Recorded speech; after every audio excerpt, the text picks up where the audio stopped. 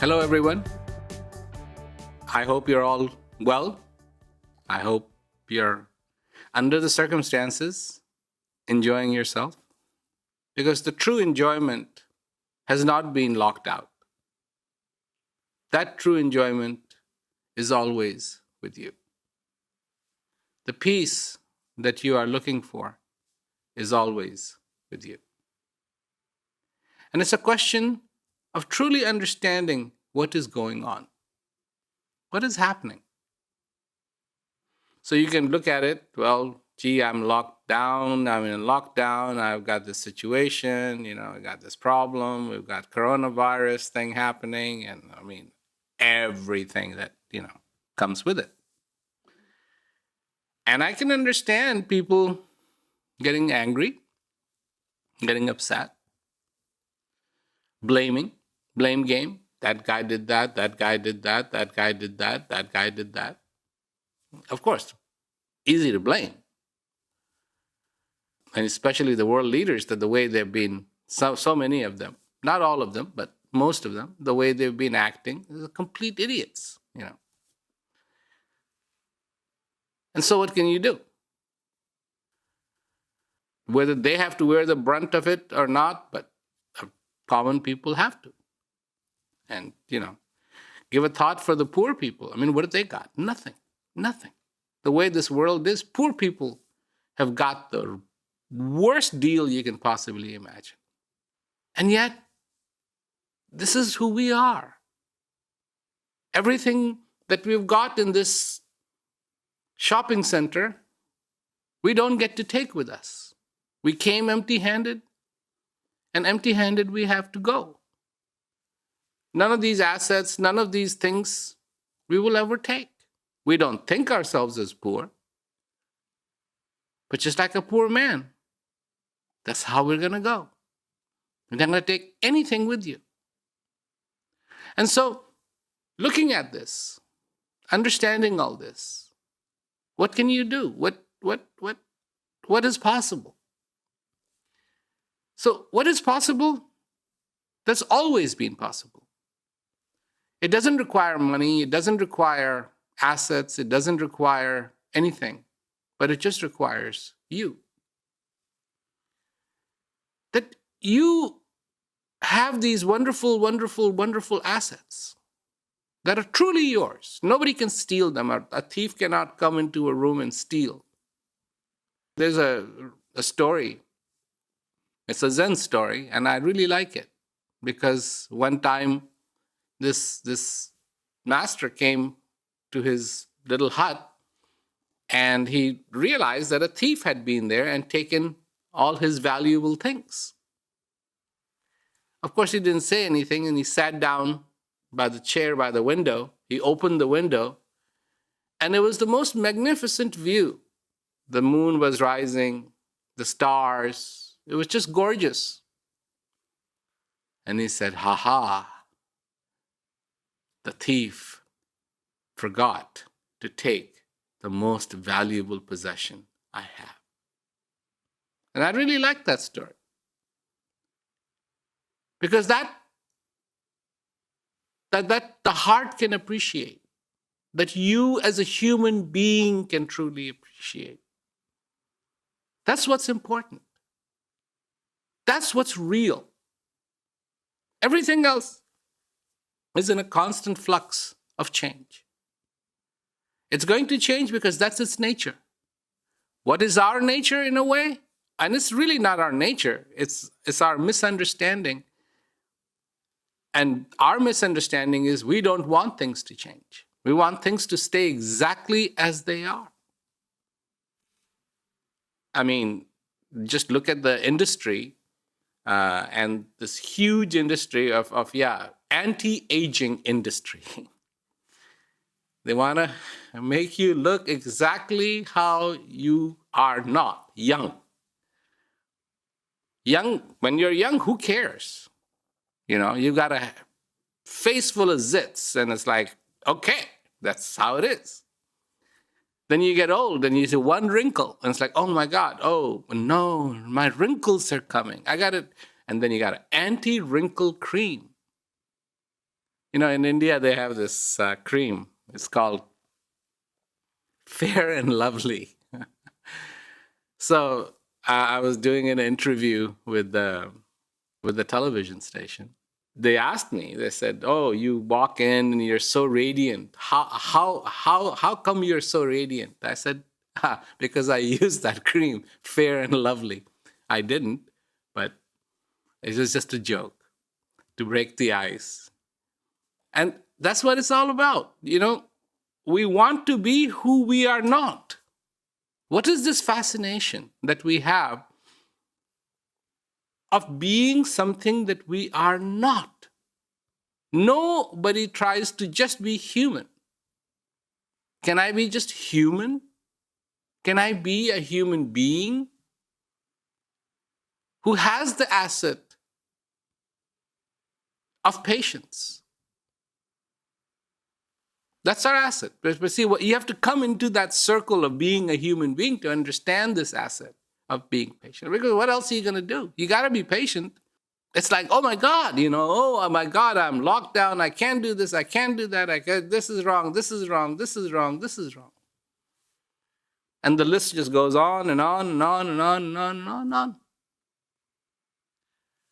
But once you come into that circle of truly being a human being and appreciating your valuable assets that you have, the patience, the understanding, the clarity, the power that you have, the light that you have inside of you, that even in this time of hopelessness, where the hopelessness starts to come in, to be hopeful. Why?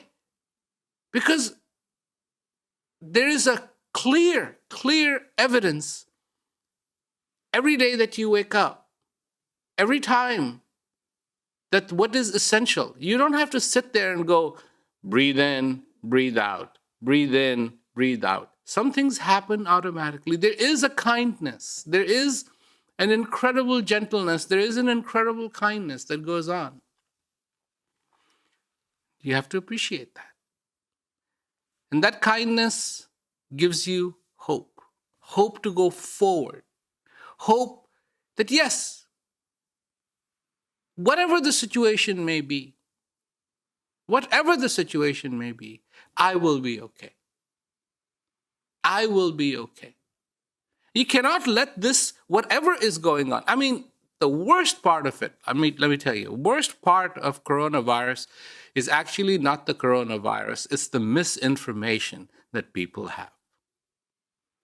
And the misinformation that some of the leaders who've got, I don't know what's going on with the leaderships, but, just like, we're going to do this. No, we're not going to do anything. We're not going to do anything. I'm just like, come on.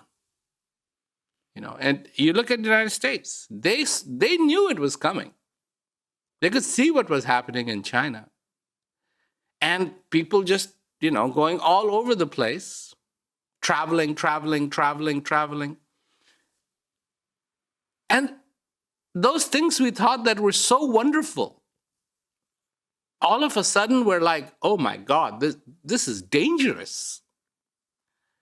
And yeah, but we're human. What is our forte? We thought our forte is to, invent and to make these machines, and look what we have accomplished. And will we get over this coronavirus thing? Of course we'll get over this coronavirus thing. But how do we cope with it? What have we learned? It has become not an epidemic, but a pandemic. What have we learned over the years? Have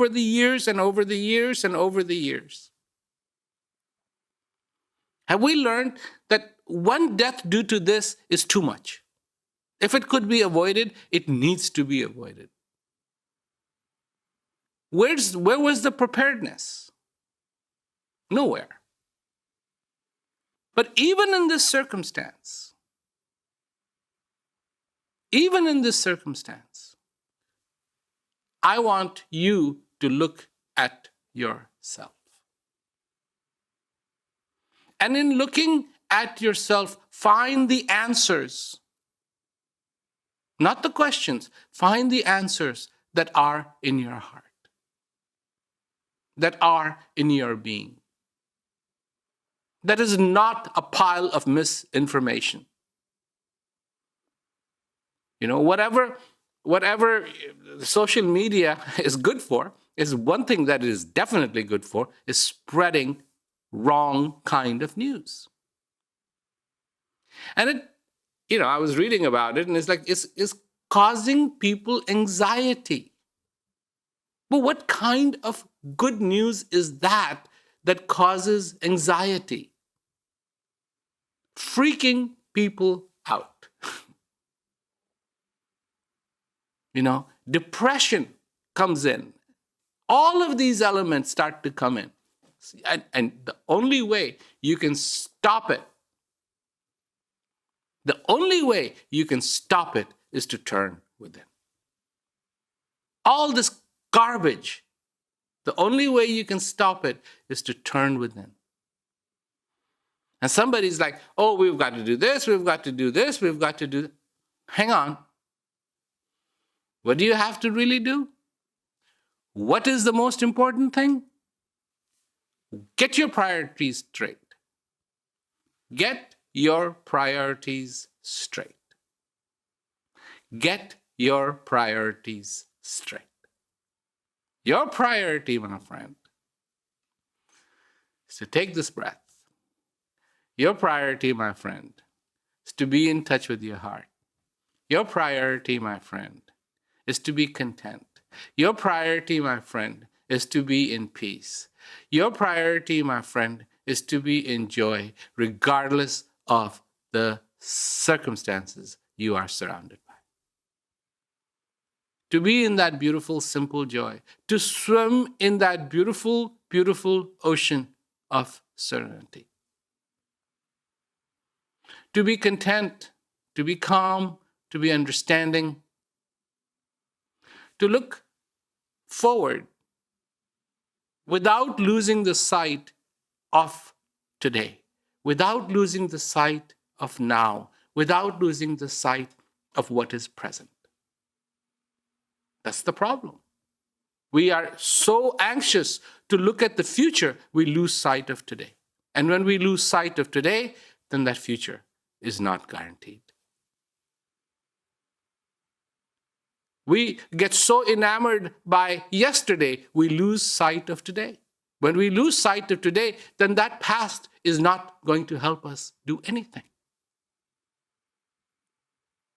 You have to absolutely maintain your situational awareness as it relates to what is happening in this moment.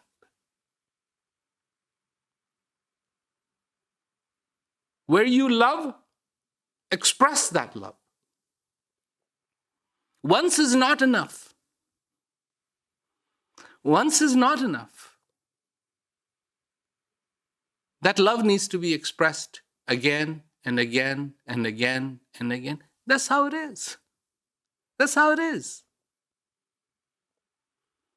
It's like a potato chip. You eat one, and you can't just eat one. You have to eat another one, and another one, and another one, and another one. It's like ice cream. You put a little spoonful in your mouth, and it tastes so good, and you put a little more, and a little more, and a little more, and a little more. You see a little kid, and they've got an ice cream cone, and they're licking that ice cream. The joy, the focus is absolutely determined focus to enjoy that ice cream. Doesn't matter what's going on around the world, the focus is right there. And I need to be like that. I need to be like that. You need to be like that.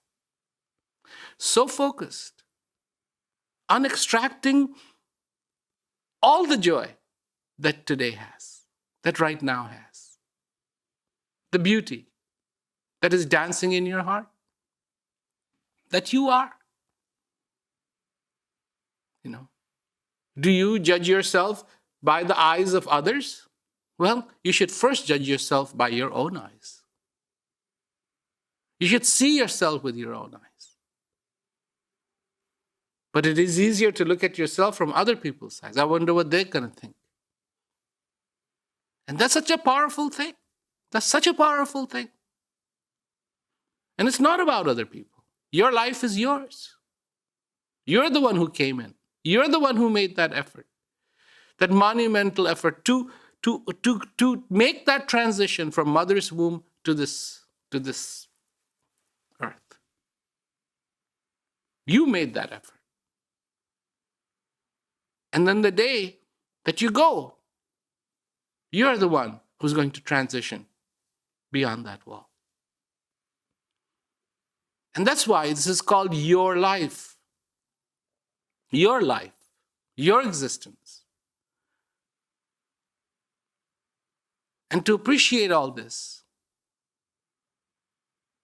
to have that patience, is truly understanding who you are.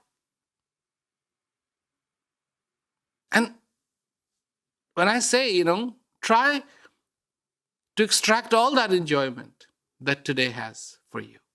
It's a gift. It's a gift. Accept that gift. Understand that gift. Otherwise, life is.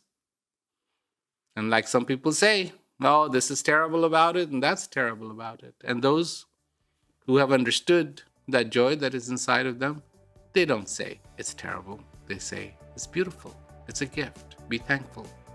Those three things. Know yourself. Live your life consciously and have a heart full of gratitude. So thank you very much, and I'll see you tomorrow.